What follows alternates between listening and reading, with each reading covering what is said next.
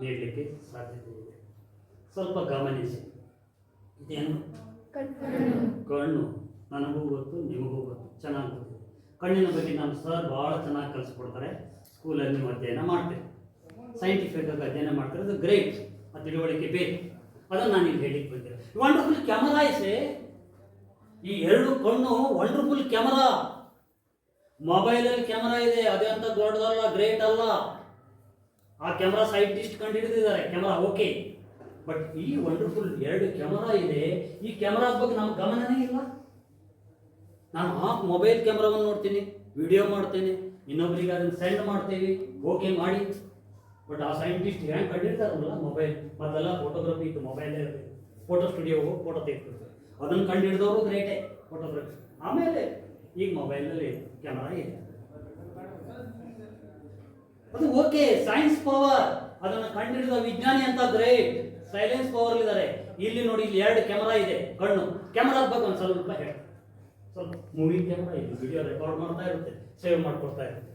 For example, put in primary school. Primary school ಎಲ್ಲಿ? Okay, primary school. ನಾನು primary school ಯಾಕೆ ಕೇಳಿದೆ ಅಂತಂದ್ರೆ ನನಗೆ ಉತ್ತರ ಬೇಕಾಗಿರಲಿಲ್ಲ. ಡಿಲೀಟ್ ಮಾಡ್ತಾರೋ? ಡಿಲೀಟ್ ಈಜಿ, ಡಿಲೀಟ್ ಮಾಡೋದು. ಹಿಂಗೆ ಟಚ್ ಮಾಡಿದ್ರೆ ಡಿಲೀಟ್ ಆಯಿತು. But what about this computer? ಇಲ್ಲಿ ಎಷ್ಟು ಸೇವ್ ಆಗಿದೆ? ಅನ್ವಾಂಟೆಡ್ ವಿಚಾರಗಳೇ ಇದೆ ಇಲ್ಲಿ, ಅಥವಾ ಅನಾವಶ್ಯಕ ವಿಚಾರ, ಅನಾವಶ್ಯಕ ವಿಡಿಯೋ ಇದೆ. ಅದನ್ನು ಡಿಲೀಟ್ ಮಾಡಬೇಕು. ಹೇಗೆ ಡಿಲೀಟ್ ಮಾಡಬೇಕು? ಒಂದೊಮ್ಮೆ ಡಿಲೀಟ್ ಮಾಡೋದನ್ನು ಕಲ್ತ್ಕೊಂಡ್ರೆ ವಂಡರ್ಫುಲ್ ಸಾಧನೆ ಜೀವನದಲ್ಲಿ ಮಾಡ್ತೀವಿ.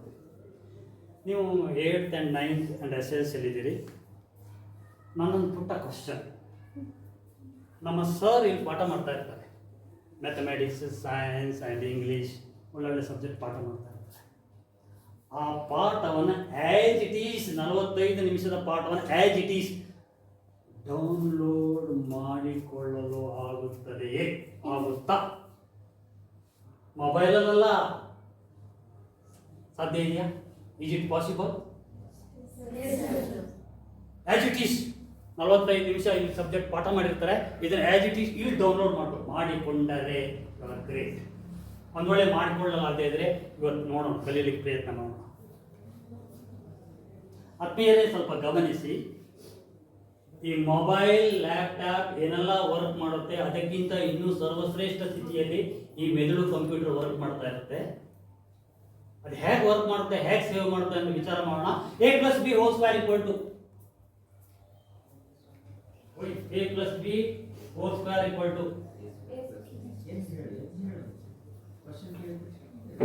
ಯಾಕೋ ನಾನು ಟಫ್ ಕ್ವಶನ್ ಕೇಳ್ಬಿಟ್ಟೆ, ಸಿಕ್ಕಾಪಟ್ಟೆ ಟಫ್ ಕ್ವಶನ್. A + B² ಗೊತ್ತಿಲ್ಲ. ನಾನೇ ಕ್ವಶನ್ ತಪ್ಪು ಕೇಳೋಣ. A + B²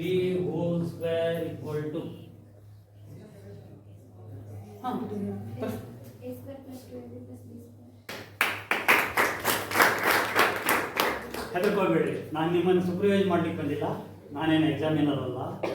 ಸುಮ್ಮನೆ ಒಂದು ಕ್ವಶನ್ ಕೇಳಿದೆ. A + B² = A² + 2AB + B² ಅಥವಾ A² + B² + 2AB, ಹೇಗಾದ್ರೂ ಕರೀರಿ. ಆ ಇಕ್ವೇಷನ್ನು ನನ್ನ ಮ್ಯಾಥಮೆಟಿಕ್ಸ್ ಸರ್ ಕಲಿಸಿರ್ತಾರೆ. ಸುಮ್ಮನೆ ಒಂದು ಇಕ್ವೇಷನ್ ಅಲ್ಲ, ಎಷ್ಟು ಇಕ್ವೇಷನ್ ನಾವು ಇಲ್ಲಿ ವಿಡಿಯೋ ರೆಕಾರ್ಡ್ ಮಾಡ್ಕೊಳ್ಬೇಕಾಗಿದೆ ಗೊತ್ತಲ್ವ? ಹೆದರಬೇಡಿ, ದಯಮಾಡಿ ಹೆದರ್ಕೊಳ್ಬೇಡಿ. ಈಗ 8th, 9th, 10th SSLC ಮುಗಿದ ನಂತರ ಮುಂದೆ ಒಳ್ಳೆ ಎಜುಕೇಷನ್ಗೆ ಹೋಗ್ತೀರಿ. ನಾವು ಎಷ್ಟೋ ಇಕ್ವೇಷನ್ ರೆಕಾರ್ಡ್ ಮಾಡಬೇಕು, ಎಷ್ಟೋ ವಿಡಿಯೋಗಳು, ಆಡಿಯೋ ಬಾಯಿ ಕಟ್ಟಾಕೋದಲ್ಲ, ಅದು ಆಟೋಮೆಟಿಕಲಿ ಆಗುತ್ತೆ. ಖಂಡಿತವಾಗಿ ಇವತ್ತು ಅದರ ಬಗ್ಗೆ ಸ್ಟಡಿ ಮಾಡೋಣ. ನೇರವಾಗಿ ಕೂತ್ಕೊಳ್ಳಿ, ಇನ್ನೂ ನೇರ.